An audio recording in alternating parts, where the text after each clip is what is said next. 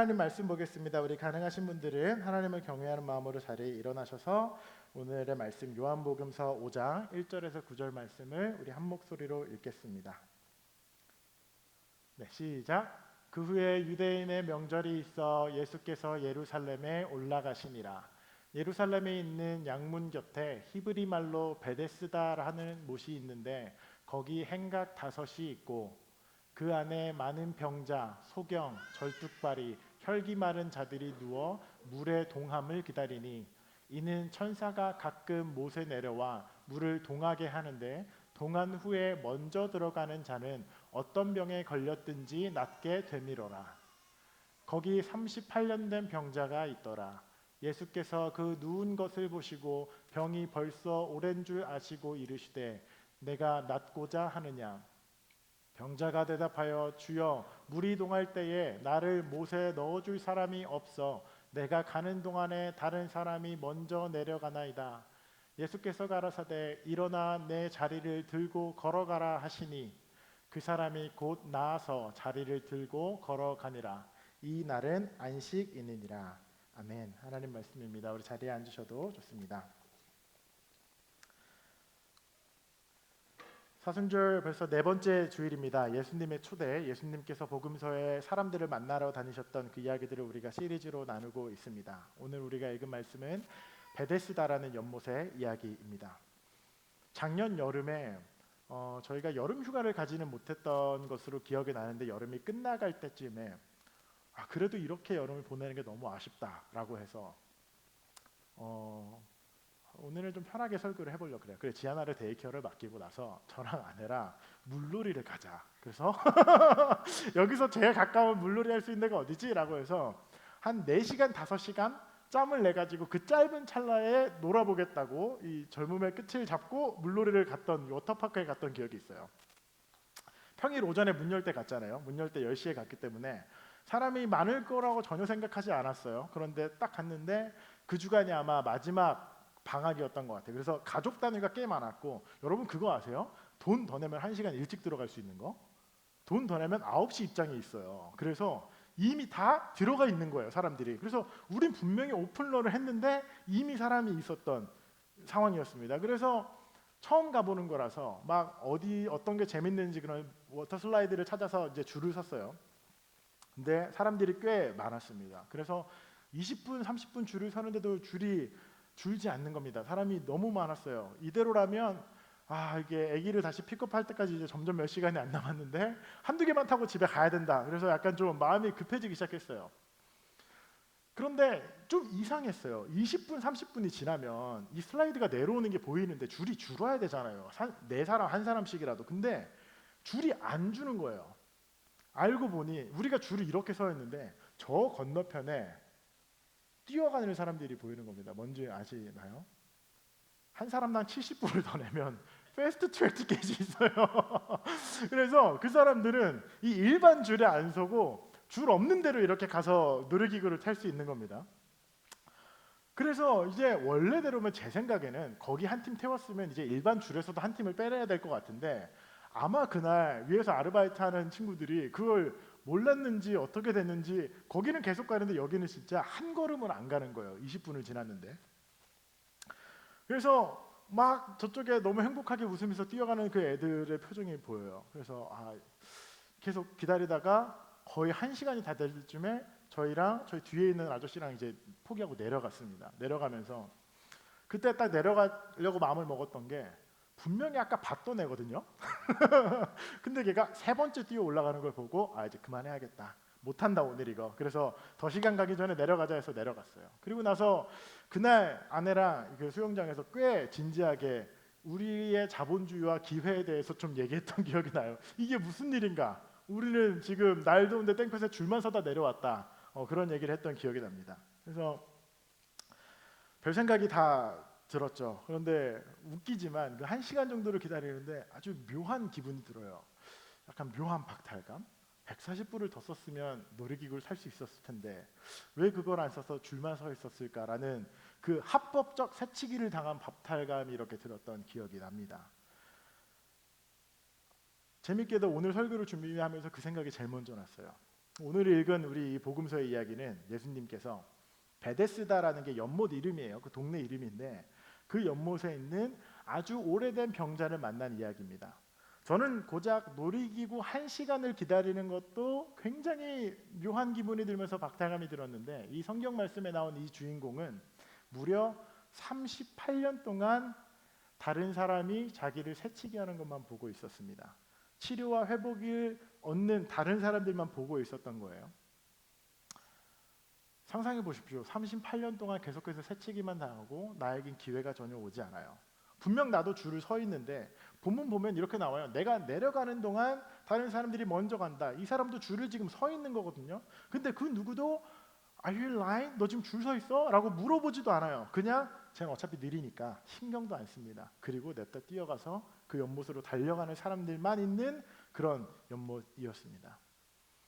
성경이 말하듯 이 베데스다 연못에는 한 가지 전설이 있었는데, 그것은 가끔 주의 천사가 나타나서 이 호수가 이렇게 물이 막 요동치기 시작할 때 가장 먼저 들어가는 사람 한 명은 어떤 병이든지 낫는다라는 이야기가 있습니다. 물론 오늘날 현대 과학 기술로 그것이 사실인가를 증명할 수는 없고, 성경도 그때 물에 들어가서 치료된 사람들의 이야기를 막 기록하고 있지는 않지만, 당시 예수님 시대에 많은 사람들이 그 이야기를 믿었고 때문에 치료받기 위해서 그 연못 주변에 정말 많은 사람들이 인산인해를 이루고 기다리고 있었어요. 그러나 이 연못이 가지고 있는 특징, 가장 먼저 들어가는 한 명만 치료받을 수 있었습니다.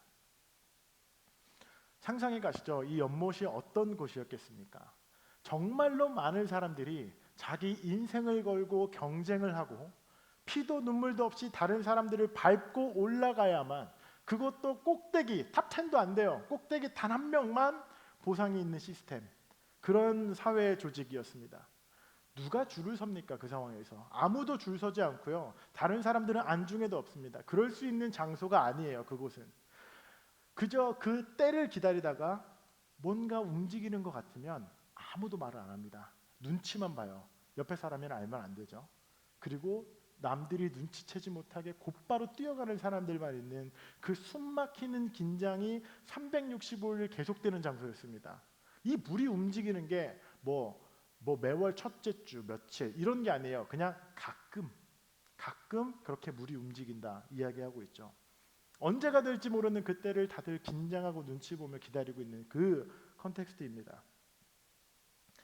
예수님께서 그 긴장감과 좌절감과 패배감이 막 뒤엉켜 있는 그 동네에, 그 호수에서 아마도 저 구석에 가장 오래돼 보이고 앞으로도 그 물에 들어갈 수 있는 가능성이 전혀 보이지 않는 한 사람을 예수님이 찾아갑니다. 아마도 그 사람의 삶과 정신과 영혼은 이미 모두 망가져 있었을 것입니다. 기간이 38년입니다. 38년. 여기 있는 대부분 우리네 인생보다도 긴 시간이에요. 조윤선 누님 빼고요. 그래서 38년이에요. 38년. 이 사람은 아마도 다른 사람이랑 대화를 한 게 몇 년 만일지도 몰라요. 때문에 예수님이 첫 말을 이렇게 겁니다. 그 병자한테 가가지고 너 낫고 싶냐? 이렇게 말을 걸어요. 근데 이거에 대한 정상적인 대답은 뭡니까? 낫고 싶다, 아니다, 뭐 이런 말을 해야 되는 거 아닙니까? 근데 이 사람이 그냥 이렇게 동문서답을 합니다. 적어도 질문을 하는 사람이 누구야? 당신 누구십니까? 낫고 싶어요. 뭐 어차피 안 됩니다. 뭐 이런 정상 대답을 못하고 그냥 이렇게만 말해요. 물이 들어올 때 나를 도와주는 사람이 없어요. 아무도 나를 안 도와줘요. 아무도 나를 안 도와줘요. 그냥 이렇게만 중얼거리기 시작합니다. 대화가 아예 안 되는 상황인 거죠. 그의 내면과 그의 삶, 그리고 그 사람의 대답으로 유추해 보았을 때 아마 그의 마음은 온통 이 생각이 가득할 거예요. 38년입니다. 38년. 아무도 없어요. 내가 들어가 보려고 안 했겠어요? 길을 쓰고 내가 다리를 못 쓰니까 이 팔로 내가 기어서 가본 게 세월에 38년인데 두 다리로 뛰는 놈을 내가 뭔 수로 이깁니까? 사실 저는 38년 동안 여기에 있으면서 누가 누구를 돕는 것은 본 적이 없습니다. 알아요. 내가 이미 끝났다는 건 나도 아는데 그래도 혹시나 하는 마음에, 그리고 사실 갈 데도 없어요. 이 기다림이 48년이 되고 58년이 된다고 해서 바뀌는 것도 없을 거라는 건 나도 압니다. 그저 닿지 못하고 갖지 못할 꿈이지만 그냥 보고만 있는 겁니다. 그런 마음으로 예수님께 아무도 날 안 도와줘요 라고 그렇게 대답을 하고 있는 거죠. 여러분, 이 38년 동안 꾸준하게 매일매일 패배와 좌절과 고립을 경험한 이 사람의 내면 속을 한번 생각해 봅시다. 얼마나 상처받고 말도 못하게 무너져 있겠습니까? 당연히 그곳을 떠난다고 해도 세월이 38년이면 어디 갈 곳도 없습니다. 38년 동안 기적이 자기의 삶에도 일어날 수 있다라는 그 희망을 갖고 베데스다에서 그냥 버텨보고 있는 거죠. 그러나 해가 갈수록 그의 내면은 썩어 문드러져 가고 상처와 울분이 깊어져만 갑니다. 내가 38년 지금 줄 서 있었는데 아무도 나를 안 도와줘. 남 탓도 해보고 움직이지 않는 자기 다리를 붙잡고 아무리 불평하고 저주를 해봐도 바뀌는 게 없어요. 그저 계속된 패배감과 울분, 고립과 소외감이 이 마음 구석에 깊어지기만 하는 겁니다. 베데스다. 여러분, 이 베데스다 연못, 이 베데스다라는 뜻이 무엇인 줄 아십니까? 벳, 집이라는 뜻이고 헤스다, 자비라는 뜻입니다. 그 동네 이름이 자비의 집이에요. 그런데 38년 된 이 병자에게, 그리고 이름 없는 수많은 군중들과 아픈 이들에게 그 공간은 가장 무자비한 장소였습니다. 그와 또 많은 수많은 병자들은 절망과 기다림과 끊임없는 패배감만 경험하는 경쟁과 패배의 장소였을 뿐입니다. 그렇게 그 사람은 자기 인생의 평생을 그곳에서 보냈습니다. 베데스다, 자비의 집이라는 이름은 가지고 있지만 실제로 경쟁과 비교와 절망과 고립감만을 주는 그 공간은요, 여러분 2000년 전의 그 전설 속 이야기의 호수 동네뿐만에서의 경험은 아닐 겁니다. 우리 인생과 현실의 베데스다 있어요. 아마 한국인 그리고 한국 문화를 가지고 있는 우리들 중에 빨리빨리 싫어하는 사람 없죠. 뭐 하나 신청했으면 몇 분 안에 이렇게 결과가 띵 오는 행정 처리 너무 좋죠. 세금 보고를 하면 적어도 일주일 안에 갑자기 딱 리턴된 금액이 들어오고, 음식을 배달시키면 30분 안에 따뜻하게 오는 게 약간 우리 한국인의 뭔가 이게 DNA와 기대 아니겠습니까? 그런데 그 빠름과 효율이 사실 그냥 되는 건 아니죠. 경쟁과 빠름과 효율은 고스란히 누군가의 삶과 일상에 영향을 미칩니다. 이 베데스다의 메시지는 오늘날 우리의 현실에도, 우리의 주변과 사회에도 여전히 만연해 있습니다. 남들보다 뒤처지면 돼요, 안 돼요? 안 되죠. 학생이라면 응당 조기 졸업하는 게 가장 큰 덕목 아니겠습니까? 직장인이라면 고속 승진하는 것이 회사 생활을 잘하는 거고, 이민자로 살면 신분을 해결하거나 직장을 구하는 게 잘하는 일이죠. 가족을 만들고 결혼하는 것도 마찬가지입니다. 아이를 낳는 것도 마찬가지고 아이를 기르는 일도 마찬가지예요. 경쟁이 끊임이 없습니다. 한국에서는 7살에 아이들 학원을 보내려고 고시 공부를 한다고 하고, 여기 역시도 학업 경쟁이 심한 동네는 크게 다르지 않죠. 내가 아니면 내 자녀 혹은 심지어 내 손자, 손녀들까지 뒤처지면 안 된다라는 압박을 세대가 걸쳐서 하고 있는 것이 우리의 현실인 경우가 많습니다. 남들 하는 대로 하지 않아 보십시오. 아주 당연하게 주변에서 엄청난 공격과 훈수와 잔소리가 들어오기 시작합니다. 날마다 명절이에요. 더 빨리, 더 많이를 위해서 끊임없이 비교하고 비교당하면서 뒤처지면 안 된다는 공포와 경쟁 속에서 성과가 인생의 존재와 가치를 결정하는 그러한 구조와 메시지, 베데스다입니다, 여러분. 그 베데스다의 문화와 본성이 오늘날 현대를 사는 우리의 삶에도 굉장히 가까이 있고, 심지어 그리스도를 믿고 따르는 우리 안에도, 우리 내면에도 이러한 사회 문화의 메시지와 영향이 깊게 뿌리내려 있을 수 있습니다. 제 안에도 있어요. 그러나 우리는 이 베데스다의 현실을 알죠. 현대의 베데스다 역시 자비의 집과는 거리가 멉니다. 모든 사람이 다 성공할 수 있습니까? 안 돼요. 그거는 원칙적으로. 원하는 학교와 직장과 돈과 성취를 모두가 다 가질 수는 없죠. 가장 먼저 물에 들어간 그 한 사람만 치료받았던 그 호수의 이야기처럼 우리 현실에도 아주 극소수의 사람만 그 경쟁에서 이깁니다. 그리고 나서 그 경쟁이 끝나면 2등은 3등과 비교하고 10등은 탑 10이라고 자기를 그룹화하면서 끊임없는 자기 비교와 타인과의 비교를 통해서 우월감과 열등감을 계속해서 재생산해냅니다. 나는 그 베데스다에 들어간 사람이야. 나 정도면 나쁘지 않지. 그리고 나는 못 들어갔어. 라는 그 경쟁을 계속해서 반복하면서 스스로를 위로하기도 하고 성취감에 취하기도 하고 좌절하고 무너지기도 합니다. 그러나 그러한 베데스다의 현실 속에 오늘날 우리의 주변에도 혹은 우리 자신도 못 들어간 사람이 훨씬 많잖아요. 나머지 90%의 사람, 그 이상의 사람들은 끊임없는 무기력한 그 무자비한 공간에서 끊임없는 무기력과 공허함과 패배감만 경험하게 됩니다. 아무도 나를 신경 써주는 사람이 없습니다. 내 뒤처짐을 도와주지 않아요. 나는 극심한 고립감과 외로움에 지금 고통받고 있습니다. 그렇게 외치는 사람들이 점점 많아진다고 여러분 느끼고 있지 않습니까? 정말 많은 사람들이 열등감과 패배감, 고립감, 정신건강 문제, 단절감, 이것을 경험할 수밖에 없는 베데스다의 구조와 악이 여전히 우리 주변에도, 우리 내면에도, 우리의 현실에 있습니다. 그리고 어쩌면 우리 중에 혹은 우리의 가장 가까운 이웃이나 가족들 중에 이러한 베데스다 현실로 인해서 고통받고 어려움을 경험하는 이들이 있을 수도 있습니다. 이 거대하고 치열하고 죽고 죽이는 베데스다의 문화와 사상과 시스템 속에서 우리는 어떻게 살아가야 됩니까, 여러분? 여러분 예수 믿는다면 여러분 이 상황에서 우리의 소망과 생명은 어디 있습니까? 교회는, 그리스도인은 그 속에서 어떻게 자비의 삶을 누리고 생명을 전하는 길을 살 수 있고 어떻게 살아야 됩니까?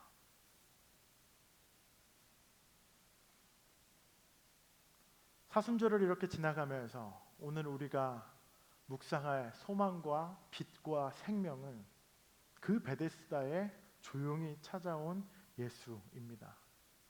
그 중에 가장 오래 누워 있을 법한 이에게 다가간 예수의 그 자비와 물음에 해방이 있습니다. 그 예수님께서는 오늘 현대의 베데스다 시스템 안에서 자기 인생을 갈아놓고 끊임없는 스트레스와 경쟁과 좌절과 절망에 빠져 사는 사람들에게, 이미 몸과 마음과 영혼이 다 메말라 버린 이들에게 예수님께서 동일하게 가서 말씀하십니다. 너 낫고 싶냐? 그러면 내 자리를 들고 일어나 봐 라고 오늘날도 말씀하세요. 그 예수님의 음성을 들었을 때 38년 앉아있는 그 사람의 가장 자연스러운 반응이 무엇이었겠습니까? 38년 앉아있으면 내가 일어나는 게 기억이 날 리가 없고, 당시 평균 수명을 고려해보면 거의 아주 어린 시절부터 거기에 있었을 텐데, 그 사람이 경험한 모든 세계는 무자비한 공간, 온 마음과 영혼이 완전히 다 상처로 망가져 있는 그 인생이었을 텐데, 꽤 자연스러운 반응은 그 사람의 방어기제 아니겠습니까? 당신 누군데? 당신 그 말 한마디에 내가 일어날 것 같았으면, 지금 내 삶에 있는 이 구조가 바뀔 것 같았으면, 38년이야 이 사람아, 38년. 내가 당신 말 한마디에 일어날 것 같았으면 내가 여기 이러고 있었겠어? 라고 반문하는 게 그 사람의 상처와 정상적인 반응 아니겠습니까? 일어나라는 예수의 그 말 한마디가 어쩌면 그 사람에게는 베데스다에 절여진 그의 인생 전체를 부정하는 순간이었습니다. 그런데 굉장히 독특한 것은 이 사람이 예수님에게 그렇게 반응하지 않는다는 거예요. 그 사람은 자기 자신의 방어기제나 열등감이나 패배감과 절망으로 그 예수의 음성을 듣지 않습니다. 그 사람은 예수님에 만나서 그 얘기를 들었을 때 진짜로 믿어버려요, 그 말을. 그래, 내가 거기서 나올 수 있어. 진짜 자비가 여기 있어. 일어나 걸어라. 해방과 새로운 삶이 여기 있다고 손 내미는 예수의 그 말을 듣자마자 이 사람이 진짜로 그 말씀에 순종하고 예수의 손을 덥석 잡아버립니다. 여러분, 기적이 여기에 있습니다. 저는 그 38년 된 사람이 그 자리를 털고 일어나는 게 기적이라고 생각해요. 그 사람이 실제로 다리를 못 쓰다가 갑자기 일어나는 것도 기적인데 저는 그 전에 그 사람이 일어나려고 마음먹은 게 더 기적인 것 같아요. 38년 그렇게 있었으면 예수님 음성 들었을 때 그렇게 일어나지겠습니까? 그러나 그의 기적과도 같은 믿음이 그를 변화시켰습니다. 오래 걸리지도 않았어요. 성경은 이렇게 기록해요. 그가 곧 나아서 자리를 들고 일어났다. 다시 한번 우리의 현실로 돌아오면 오늘 예수님은 현대의 베데스다 시스템의 영향을 받고 심지어 38년 혹은 그 이상 깊이 인생이 절여져서 무너져 있는 사람들에게 오늘 우리에게도 동일하게 예수님 말씀하세요. 너 낫고 싶냐? 너 계속해서 긴장하고 공포와 경쟁과 패배감과 그 열등감 혹은 값싼 우월감에서 너 나오고 싶니? 우월감과 열등감으로 하루에도 몇 번씩 얼굴과 표정을 바꾸어가면서 누구 앞에서는 비굴하고 누구 앞에서는 오만하면서 그렇게 살아가는 그 인생 너 좀 멈추고 싶니라고 오늘 우리에게도 예수님 물어보셔요. 그리고 말씀하세요. 그러면 일어나. 그 베데스다 끝났어. 일어나. 진짜 자비 나 예수가 지금 여기 있어 라고 주께서 우리에게 그렇게 말씀하십니다. 새로운 생명, 새로운 소망이 지금 너에게 주어졌다. 그 인생을 찾아간 예수님, 동일하게 오늘 우리에게 오시는 예수님이십니다. 저는 우리가 아마 이 베데스다와 같은 콘텍스트가 익숙한 사람들은 그게 한두 해 된 건 아닐 겁니다. 우리의 부모 세대라든지 우리의 그 전 세대 아주 오랜 전통으로 우리가 영향을 주고받은 굉장히 오래된 일들일 텐데 우리가 예수님의 해방을 믿고 그리스도가 선포하는 소망과 생명을 들었을 때 저는 이 38년 된 병자처럼 우리가 그렇게 믿음으로 반응하기를 기도하고 축복합니다. 그것이 정말 기적이기 때문에 그렇습니다. 그 해방의 예수의 말씀이 그 자비의 말씀이 우리의 삶에 일어나야 정말로 내가 그 자리를 털고 일어나는 그 믿음을 갖는 그 기적이 있어야 우리 삶의 변화가 비로소 찾아오게 됩니다. 여러분의 삶이 어떤 모양의 베데스다를 가지고 있을지 각 사람과 각 인생마다 그 경험과 깊이와 고통이 다 다르겠지만 38년 인생의 평생을 그곳에 앉아 있었던 이에게 생명을 주셨던 예수께서는 오늘날 우리와 여러분의 삶에서도 그 해방의 일을 행하실 수 있는 능력이 있으신 분이십니다. 여러분을 가두고 있는 베데스다, 걷지 못하는 다리를 가진 내 현실, 지난 경험, 부모로부터 혹은 주변으로부터 오랫동안 들었던 내 안의 내면의 메시지, 이것에 갇혀서 지금 일어나 걸어 라고 말하는 생명이신 그리스도의 말씀을 놓치지 마십시오. 그분의 초대와 생명의 소망을 가볍게 듣거나 흘리지 마십시오. 진짜 생명의 회복은 자비, 그 예수 그리스도의 구원의 초대와 자리를 들고 일어나 라고 말씀하시는 그분의 초대와 우리의 믿음에서 시작됩니다. 그리고 여러분 삶에 이 내면의 변화가 시작되었다면, 자리를 들고 일어났다면, 베데스다에서 해방되어서 이제서 비로소 숨이 좀 쉬어진다면 우리의 인생은 이전과 같을 수 없습니다. 해방을 얻은 인생으로, 교회로, 하나님 나라 백성으로, 자녀로서 더 나아가서 현대의 여러 베데스다를 살고 있는 고립되고 상처받고 무너진 이들을 위로하는 새로운 인생으로 우리가 변화되게 돼요. 그들에게도 이 생명을 전해주기를 원하고 그들에게도 그 해방과 자유가 오기를 간절히 바라는 마음으로 이 땅을 살아가게 됩니다. 교회 안에 베데스다 있을 수 없어요. 있을 수 없습니다. 교회 안에는 어떠한 모양의 베데스다도 있어서는 안 됩니다. 우리는요, 예수를 따르는 사람들이라고 하는 사람들은 경쟁과 성장과 죽임과 우월감, 열등감, 비교의식, 그로 말미암은 타인에 대한 평가와 정죄와 소문과 뒷말과 속임과 거짓말과 권위의식은 이건 타협의 여지 없이 베데스다의 어둠입니다, 여러분. 베데스다의 인생에게 해방과 생명을 주신 그리스도를 따르는 신앙 공동체에는 비슷한 모양이라도 들어와서는 안 된다고 확실합니다. 교회는 베데스다에서 고통받는 이들에게 그리스도 안에는 그게 없어, 여기는 생명과 소망이 있는 곳이야라는 하나님 나라의 복음을 전하는 공동체입니다. 종교와 기독교의 언어로 베데스다가 되어선 안 됩니다. 더 나아가 교회 신앙 공동체라면 그 문화와 그 베데스다에 용기 있게 저항할 줄 알고 회개해서 돌이키고 반복하지 않아야 합니다. 그게 진짜 베데스다에서 벗어난 생명을 가진 삶, 교회의 책임과 근사한 교회의 모습일 겁니다. 우리 이야기를 하나 하고 오늘 설교를 마치려고 하는데, 지난주 한 성도님과 이렇게 이야기를 나누는데 너무 감사하고 놀라운 일이 있었습니다. 제 안에 되게 강력한 기시감이 드는 이야기였는데, 우리가 그래봐야 지금 10명만 모였으니 다 아는 이야기는 오늘은 실명으로 제가 얘기하겠습니다. 유튜브 그렇게 많이 안 봐요. 걱정하지 말아도 됩니다. 선영자매 이야기입니다. 몇 달 전에 2달, 3달 됐나요? 채영 성도님이 너무 신나고 신기한 목소리로 저에게 막 찾아와서 얘기를 하던 때가 있었습니다.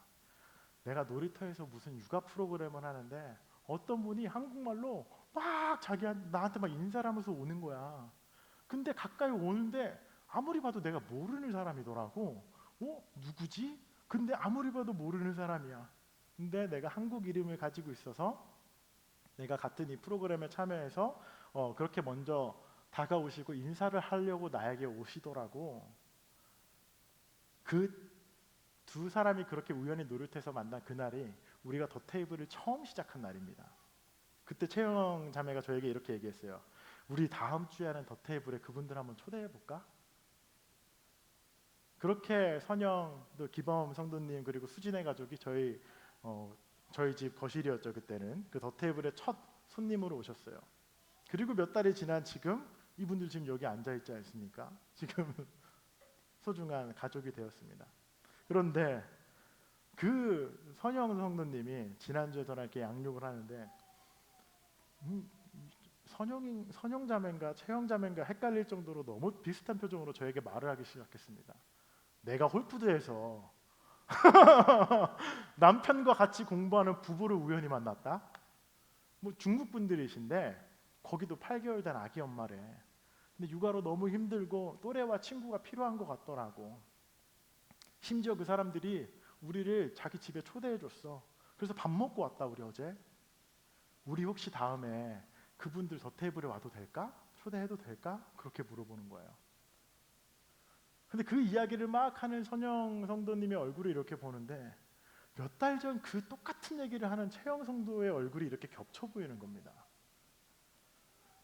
이 돌아와서 이렇게 설교를 준비하면서 그 두 사람의 얼굴이 이렇게 다시 떠올리는데 그 두 사람의 그 표정 안에 이 두 분의 감정과 그 표현 안에 그냥 이렇게 그리스도의 얼굴이 이렇게 비추는 그러한 마음과 생각이 들었어요. 그 진심과 사람, 이 소외되고 지금 고생하고 여러모로 힘듦을 경험하고 있는 그 사람에 대한 공감과 안타까운 마음과 어떻게 도와주지? 라는 그 사랑의 마음이 그분들 표정에 이렇게 담겨 있었습니다.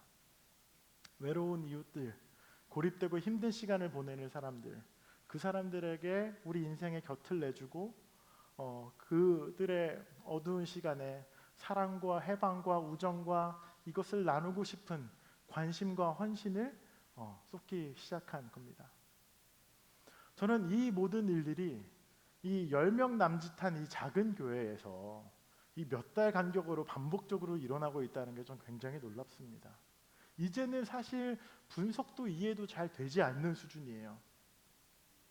그저 예수님께서 네 자리를 들고 일어나 걸어라 라는 그 예수님의 그 해방의 메시지가 우리의 신앙생활과 우리 교회의 이야기를 통해서 조금씩 우리의 주변과 이웃으로 이렇게 흘러가고 있다라는 그런 생각이 들었습니다.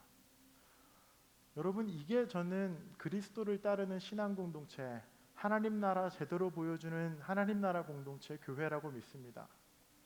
베데스다의 경쟁과 인정과 욕심과 감투와 경쟁과 열등감과 질투가 고스란히 들어있는 그런 또 다른 베데스다 말고 우리 주변의 베데스다와 같은 그러한 삶을 살고 있는 사람들을 볼 수 있는 감각과 공감 능력을 가지고 그리스도의 생명과 소망을 전하는 사람들, 저는 그게 교회라고 믿습니다.